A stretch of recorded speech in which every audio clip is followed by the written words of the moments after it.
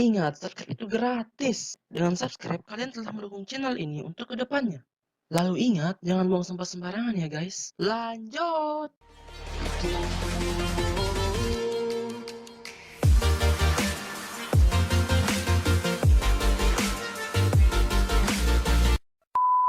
Hey yo, what's up guys? Kembali lagi di channel terkeren, terkece, tersuper, terganteng di kota Palu. Skui! Oke, jadi kali ini kita akan membahas tentang seputaran teknologi informasi, yang dimana di dalam teknologi informasi itu terdapat yang namanya sistem informasi. Nah, sistem informasi ini ialah kombinasi dari teknologi informasi dan aktivitas orang-orang yang menggunakan teknologi untuk mendukung operasi dan suatu manajemen. Nah, dimana suatu sistem yang menyediakan informasi untuk manajemen dalam mengambil keputusan dan juga untuk menjalankan operasional suatu perusahaan, instansi ataupun pemerintahan. Nah, di mana sistem tersebut merupakan kombinasi antara teknologi, orang-orang, dan prosedur-prosedur yang telah terorganisir. Lalu, tujuan dari sistem informasi tersebut ialah untuk menghasilkan informasi. Nah, di mana informasi tersebut didapatkan dari data yang telah diolah. Terdapat 3 pilar yang harus terpenuhi, di mana informasi ini akan bisa dikatakan sebagai informasi yang berguna, yaitu relevance, tepat kepada orang yang menerima informasi tersebut. Harus ada kecocokan antara informasi yang akan diberikan dengan orang yang akan menerima informasi tersebut. Yang kedua ialah timelines, tepat waktu. Jadi ketika seseorang akan menerima suatu informasi harus tepat waktu, di mana kapan ia harus membutuhkan informasi tersebut. Nah, yang ketiga ya accurate. Informasinya harus tepat, harus akurat. Fungsi dari sistem informasi itu dalam hal manajemen mendukung fungsi kepengurusan manajemen. Lalu yang kedua ialah untuk mendukung pengambilan keputusan manajemen, dan juga yang terakhir ialah mendukung kegiatan operasi suatu instansi. Kita masuk ke komponen dari sistem informasi itu, yaitu yang pertama komponen input, data yang masuk ke dalam suatu sistem informasi. Lalu yang kedua ialah komponen model, yang dimana kombinasi prosedur, logika, dan model matematika data yang tersimpan pada basis data dengan cara yang sudah ditentukan untuk menghasilkan keluaran yang diinginkan, yaitu informasi tersebut. Selanjutnya ialah komponen output. Komponen output ini adalah hasil informasi yang berkualitas atau dokumentasi yang berguna, yaitu didapatkan dari komponen input tadi, yaitu data. Data yang diolah menjadi informasi, yaitu berupa komponen output gitu. Nah, selanjutnya adalah komponen teknologi, di mana alat dalam sistem informasi teknologi digunakan dalam menerima input, jalankan model, menyimpan dan mengakses data, menghasilkan dan mengirimkan output, serta memantau pengendalian sistem. Yang kelima ialah komponen basis data atau database. Kumpulan data yang saling berhubungan yang tersimpan di dalam komputer menggunakan software database. Mungkin seperti database MySQL, seperti itu. Keenam ialah komponen kontrol, di mana komponen kontrol ini adalah untuk mengendalikan masalah-masalah yang akan datang atau yang sementara terjadi di sistem informasi tersebut. Kita masuk ke contoh sistem informasi. Terdapat 3 jenis sistem informasi, yaitu yang pertama knowledge work system. Knowledge work system ini merupakan jenis sistem informasi yang memuat berbagai informasi terbaru mengenai ilmu pengetahuan. Ilmu pengetahuan yang dimuat selanjutnya dapat diakses oleh semua penggunanya dan digunakan untuk memecahkan berbagai macam masalah. Office Automation System, yang dimana Office Automation System adalah sistem yang bertugas untuk menggabungkan beberapa peralatan IT dalam suatu jaringan dan dipusatkan pada suatu server. Jenis ketiga ialah Transaction Processing System. Sistem informasi ini biasanya digunakan pada organisasi atau instansi-instansi yang melakukan kegiatan atau operasional tertentu secara rutin. Nah, contohnya operasional rutin maksud ialah melakukan transaksi keuangan, registrasi ulang secara berkala, dan lain sebagainya. Selanjutnya kita masuk di peranan sistem informasi, membantu pekerjaan dan tugas-tugas secara otomatis sehingga bisa lebih efektif, lebih cepat dalam suatu pengerjaan di suatu instansi begitu. Nah, lalu mengaitkan perencanaan, pengerjaan, dan pengendalian dalam sebuah subsistem, mengkoordinasikan subsistem, dan juga mengintegrasikan sebuah subsistem dengan subsistem yang lainnya. Setelah kita ketahui apa sih itu sistem informasi, kita juga perlu mengetahui apa sih itu teknologi informasi.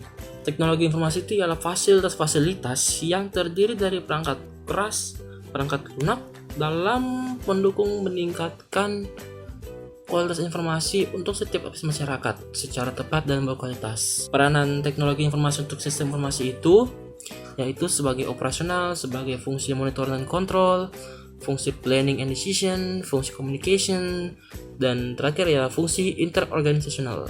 Selanjutnya ialah kalian ketahui bahwa pada sistem informasi terdapat yang namanya juga e-commerce. E-commerce ini ialah suatu aktivitas penyebaran, pembelian, penjualan, pemasaran barang ataupun jasa melalui sistem elektronik seperti internet atau televisi, www atau jaringan komputer lainnya. E-commerce juga melibatkan transfer dana elektronik, pertukaran data elektronik, sistem manajemen inventory otomatis, dan juga sistem pengumpulan data otomatis.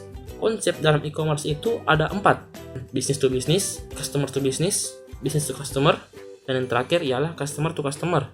Nah, kalau business to business ialah model perusahaan yang dimana menjual barang atau jasa ke perusahaan yang lain. Sedangkan business to customer itu menjual barang atau jasa dari suatu perusahaan ke pasar atau publik. Customer to business ini dia kegiatannya penjualan barang atau jasa dari perorangan ke perusahaan. Lalu yang terakhir ialah customer to customer, yang dimana model penjualannya itu ialah dari suatu customer ke customer yang lainnya gitu. Selanjutnya ialah ada juga yang namanya e-learning, suatu konsep pendidikan yang memanfaatkan teknologi informasi dalam proses belajar mengajarnya.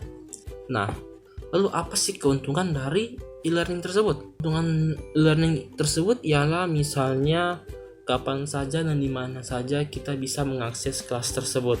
Nah, ini tergantung juga karena ada beberapa mungkin dosen yang menerapkan limit mungkin dari jam berapa ke jam berapa gitu. Di mana saja maksudnya ialah Anda mau mengakses dari rumah sendiri, atau mungkin Anda ke kafe, atau mungkin Anda kemana, tapi Anda tak bisa mengakses kelas tersebut karena dia dalam jaringan online. Dengan menggunakan mode komunikasi seperti email, diskusi online, dan juga mahasiswa dapat mengakses 24 jam setiap hari. Selanjutnya ialah e-government. Nah, jadi sudah ada e-commerce yang berhubungan dengan penjualan, pembelian, jasa atau barang, berhubungan dengan ekonomi. Ada juga namanya e-learning, berhubungan dengan pendidikan, pembelajaran, pengajaran, dan juga edukasi. Dan selanjutnya ialah ada namanya e-government. Nah, di mana e-government ini berhubungan dengan pemerintahan. E-government ini merupakan penggunaan teknologi informasi oleh pemerintah untuk memberikan informasi dan layanan bagi warganya ataupun urusan bisnis serta hal-hal lain yang berkenaan dengan meningkatkan kinerja proses pemerintahan. Nah, untuk Indonesia ini terdapat tantangan ataupun hambatan dalam pengimplementasian e-government. Nah, yaitu ialah yang pertama, inisiatif dan pemaknaan implementasi e-government oleh pemerintah daerah otonom masih bersifat sendiri-sendiri. Lalu yang kedua ialah implementasi melalui situs web daerah tersebut belum didukung oleh sistem manajemen dan proses kerja yang efektif karena kesiapan peraturan, prosedur, dan keterbatasan sumber daya manusia. Dan terakhir ialah banyak pemerintah daerah yang mengidentifikasi implementasi e-government hanya sekedar membuat situs web Pemda saja, sehingga penyelenggaraan e-government hanya berhenti pada tahap pengembangan. Padahal bagus, seharusnya e-government itu diterapkan pada pemerintahan, misalnya pendataan kependudukan. Tentu ada yang harus diperhatikan oleh pemerintah, yaitu cost, biaya, ataupun benefit, yaitu keuntungan yang bisa diperoleh atau yang harus dikeluarkan oleh pemerintah. Sekian video dari saya. Untuk pertanyaannya silahkan tulis di komentar, dan boleh juga kirim pertanyaan ke email saya, sudah tertera di deskripsi. Jangan lupa like, share, dan subscribe. Tunggu video-video selanjutnya. Oke, see you next time.